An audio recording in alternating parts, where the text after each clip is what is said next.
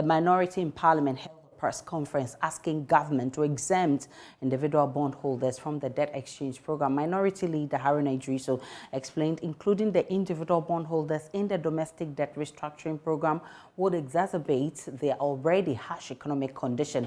My colleague James Aveji was at the news conference which ended a while ago. He joins us live with more. James, what more has the minority been asking for? Okay, Aisha. So the minority, first of all, is of the view that the current debt exchange program is not a policy that has been well thought through. That is why it is resulting in the recent chaos that we are witnessing with various bodies opting to be exempted from the program. They also think that a deeper or exclusive consultations or engagement between government and the various stakeholders of this bond would yield a better result than the position government has taken to take decisions and implement it by themselves without consultation to the bondholders, especially the individual bondholders. Now, they are saying that government needs to suspend the entirety of the bond exchange program, the debt exchange program now, so that they can engage deeper in consultation. Failure to do this, the minority is saying that would bring a risk to both individual savings, banks, as well as the economy as a whole. They say that this would also affect the savings culture of the country. And they are warning that should government not suspend the debt exchange program, they are going to embark on what they call, they will hit the road on what they call the debt exchange roadshow, where they will be going to the various constituencies to engage citizens and explain to them the risk in what government is trying to do and why we all need to rally or come together to resist what they call a policy that is not in consultation with the various stakeholders, which could plunge the economy of this country into a ditch.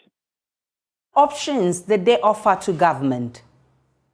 The option they have offered to government is for government to cut down on expenditure costs. That, they say, would set some money aside, for instance, to clear some of these bonds. They are of the view that government is doing so much or pounding so much pressure on the public coffers with its capital expenditure. And did they give deadlines as to when they want to hit the streets if government refuses to do what they're asking for? No deadline has been given, but it looks like they rather reacted to the extension of government to 31st January, which they feel that will not yield any result. If they do not do the engagement, they can extend this call for individuals to sign on to the debt exchange program as many times as they can. But if they do not engage, this will not yield to any result. But they haven't given any deadline to when they will take the action they are preparing to take should government fail to suspend the entirety of the debt exchange program.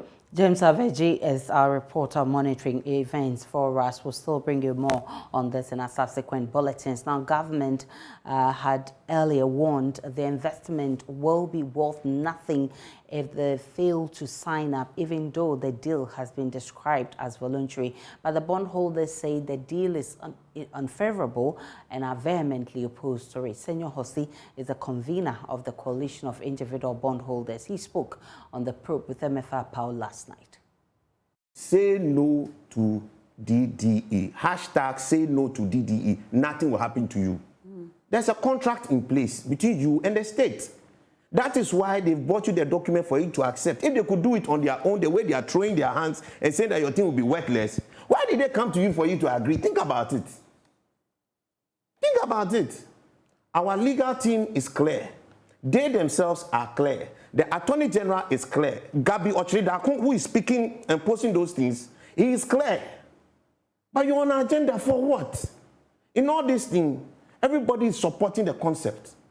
Are we taking a haircut? We're all taking a haircut. You have increased taxes. Have you seen anybody go on demonstration? No. When we introduced VAT, what did they do? When Rollins introduced VAT, what did they do? Today, where is VAT? You've gone there, and nobody is complaining. We are cooperative citizens. Some of us voted this party into office because we believed in their attitudes and the culture, only to find something different.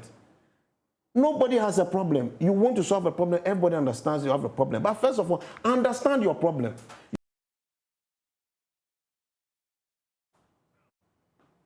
We can now speak with Papan Ashale, who is on the phone right now. But some of the bondholders have been threatening to picket the finance ministry against the inclusion in the debt exchange program. Papan, so if government fails to get these individuals what they're looking for, when do they intend to picket? Hello, Papan. Hello, Papan. What can you tell us from where you are? Great. So the news conference from the Pensioner Bondholders Forum just ended. Well, first of all, we asked them about the Finance Ministry's planned extension of the deadline for the debt restructure, that is signing on to the debt restructure. Their response, first of all, was that it's good, but again, it does not speak directly to their challenges. Now, from last week when they first held their news conference, their main issue was having an audience with the finance minister, sit with him and discuss and try to explain what they have been talking about. Now, what are they really referring to? For them, they see themselves as pensioners who are individual bondholders. They don't see their scheme or their situation different from the pension schemes that were excluded from the debt restructuring process. And remember that the TUC and the other labor unions fronted that particular conversation. So they see themselves as pensioners who should have been considered as part of the pension schemes. So that is really what they want to explain to the finance minister. They haven't been able to get that since last week. It's been 5 days now. For them, by the end of this week, that's what they are giving the finance minister. They're not able to hold that meeting with them. Come Monday, the 23rd of January, they are going to be holding or embarking on a demonstration or picketing at the finance ministry. Just today, this afternoon, they sent a letter to the police to assist them with all the necessary process that have to go through in order for this to come through. So they've only given them 8 days from now to give them an audience, or they're embarking on a demonstration of a sort. Papan is a man monitoring events for us. We'll bring you more on this in our subsequent bulletins. Now, the new